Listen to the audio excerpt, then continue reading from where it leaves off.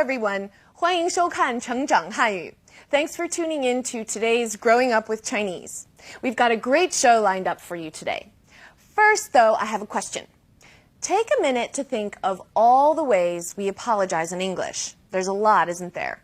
I'm sorry, my fault. I apologize, excuse me, forgive me, my bad.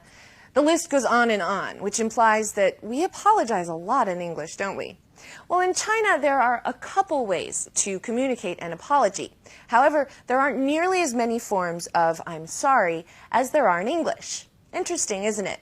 It's not that Chinese speakers don't feel remorse as much as English speakers. After all, we are all human beings. Now, I'll leave it as food for thought for now because we need to get into today's dialogue clip. Now, unfortunately, Xiaoming has a lot of apologizing to do today. Let's check out just exactly what's going on.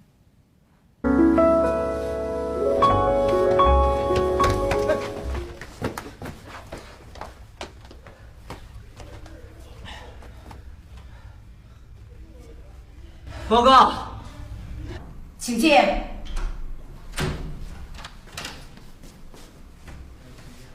对不起，老师，我们迟到了。怎么回事？为什么迟到？路上堵车。以后早点出来。好了，你们快回座位坐好。对不起。真抱歉，都怪我不小心把你的书碰掉。没关系。小明，你小心一点嘛。好了，同学们，请把书打开，翻到第30页，我来检查一下家庭作业。哎呀，我把书忘家里了。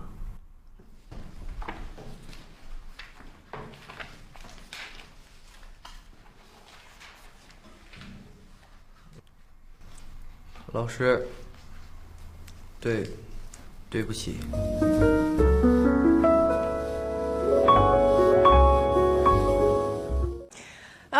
Poor Xiaoming. It really must just not be his day. He's late, he knocks his classmate's book off the table, and then he realizes he forgot his books at home. But really, as a result of his bad luck, we get to learn some phrases of apology, among other things. Let's take a look. 报告，请进。报告 is like saying reporting. All students in China will say this when they're late to class, and it's up to the teacher to decide what to do after that. Now, in this case, the teacher says, come in.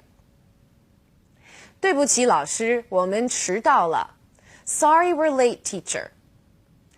对不起, sorry, or I'm sorry. 迟到 means to be late. Now, broken apart, 迟 is late, and 到 is to arrive. So together, they constitute the act of being late, a late arrival. Now note the le at the end of the sentence.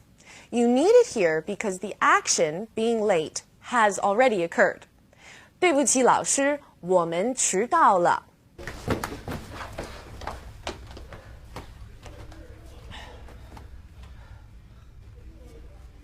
报告，请进。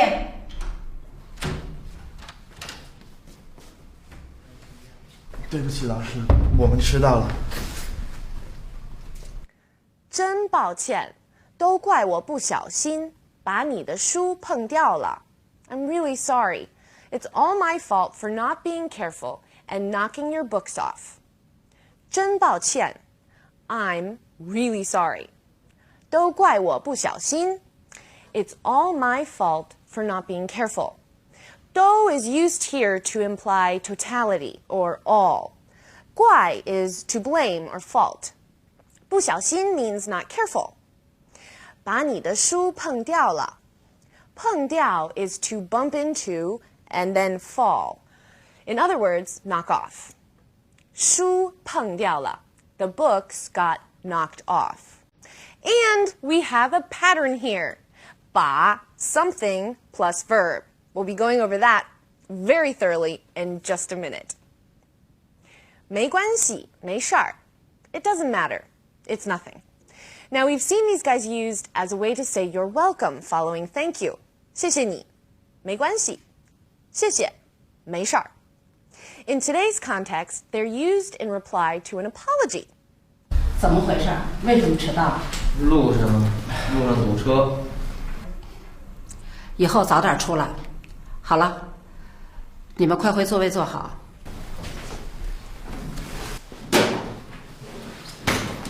对不起，真抱歉，都怪我不小心把你的书碰掉。没关系，没关系。All right, everybody, let's take a look at today's vocabulary.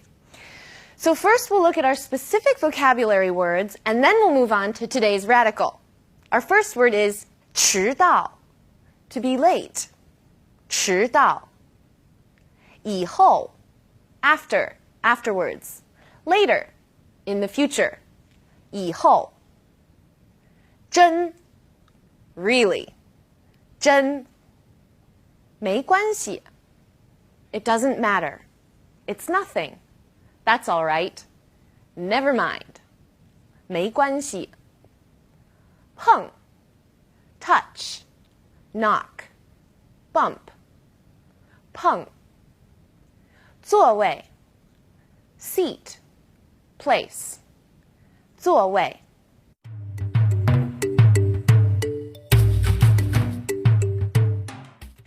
I can't believe that we haven't stumbled upon any Chinese idioms until now. Although, seeing as I am bringing it up, yes, we finally have the chance to talk about them. Idioms are called 成语 in Chinese, and there are hundreds. Now, most of them are made up of 4 characters, so we're not talking long phrases or sentences. However, lots have stories behind the idiom, and indeed, the saying makes a whole lot more sense once you know the story behind it. So today, we have a 成语 to introduce to all of you, and it is 负荆请罪. 负 means to carry. 荆 is birch. 请罪 means to admit one's error and ask for punishment. So the way this 成语 is translated is proffer a birch and ask for a flogging. Whoa. In other words, it's used to indicate a person who acknowledges his error to another and makes an apology. Now, there's a decent story behind this one. Shall I begin? During the Warring States period, there were 2 states constantly at odds with each other. The state of Zhao was relatively weak, but it had a minister named Lin Xiangru who was very wise and bold. The state of Qin was very powerful, and the Qin king was always finding ways to bully the Zhao king. One time, Lin Xiangru, the wise Zhao minister, engaged the Qin king in a heated battle of words, and he came out the victor, thus preventing the state of Zhao from suffering any losses. The king of Zhao was so pleased, he promoted Lin Xiangru to the highest ministerial post in the country. The state of Zhao had another talented minister, Lian Po, who happened to be a very successful retired general. He got quite bitter when he found out that Lin Xiangru had been promoted, because in his eyes, after all his victories and feats as general, he deserved the promotion more. And how can the ability to talk be more important and valued than the ability to protect one's country? So this guy was proud, and he had lost some serious face. He made public his thoughts on the matter, saying, "If I ever run into that Lin Xiangru, I'm going to teach him a serious lesson." And you know what? Lin Xiangru avoided contact with Lian Po at all costs. Nobody could figure out why, and Lin Xiangru's reputation suffered as a result. Everyone thought he was a coward and weak, but Lin Xiangru had his reasons. Between the state of Qin and the minister Lian Po, he feared Qin the most. He reasoned that if he were to engage in discord with Lian Po, Qin would view the state of Zhao as weak. Not even the ministers can get along, and potentially invade the country. So rather than risk that, Lin Xiangru avoided Lian Po. Now, when Lian Po heard about Lin Xiangru's reasons for avoiding him, he was instantly ashamed. He had put his personal issues before his country's. So in order to express his sincerest apology and regret for his actions, he took some birch branches and stripped off his shirt. He found Lin Xiangru, and kneeling before him, ready to be whipped, he admitted his selfish error and asked for forgiveness. Now, of course, Lin Xiangru instantly pulled him to his feet, and the two ministers became good friends after that. So, 负荆请罪 is used to describe someone who is willing to acknowledge his or her mistake and then apologize for it.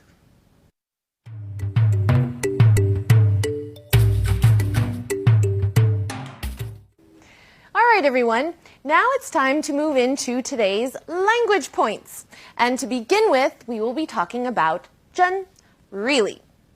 Just like really in English, 真 comes before an adjective or a verb phrase to indicate extreme. Now, we've talked about another similar word before, 很, very. The difference between the two is slight, both in English and Chinese. You can say 很抱歉, which is very sorry, or like in today's dialogue, 真抱歉, really sorry. So 真 is more really, and 很 is more very. 很好, very good. 真好, really good. 小明，这儿的景色真美啊！是啊，兰兰，你别动，我给你拍张照片。天气真热啊，兰兰，咱们一起去游泳吧。小明，不好意思，我一会儿有钢琴课。怪, to blame or fault. This is a pretty straightforward verb, just like in English. 我不怪你, I don't blame you. I don't find you at fault. You use 过 with 怪 for past tense. 我没有怪过你. I've never blamed you. I never found you at fault. Today, Xiaoming says, 都怪我不小心. It's all my fault for not being careful. Let's look at some 怪 examples. 对不起，都怪我不小心。没关系。小明，你怎么才来啊？电影已经开始了。对不起，兰兰，都怪我，我把时间记错了。把 is used when the object is the receiver of the action of the ensuing verb. That's a long sentence, I know. Let's look at an example. 我把书忘家里了. I forgot my books at home. Okay, so the object is books. The verb or action is forgot. So the books are the receiver of the action, forgotten. 我把书忘家里了. Let's look at another example, a shorter one. 把门关上. Close the door. 把 plus object, 门 plus action, 关上. The door is receiving the action of closing.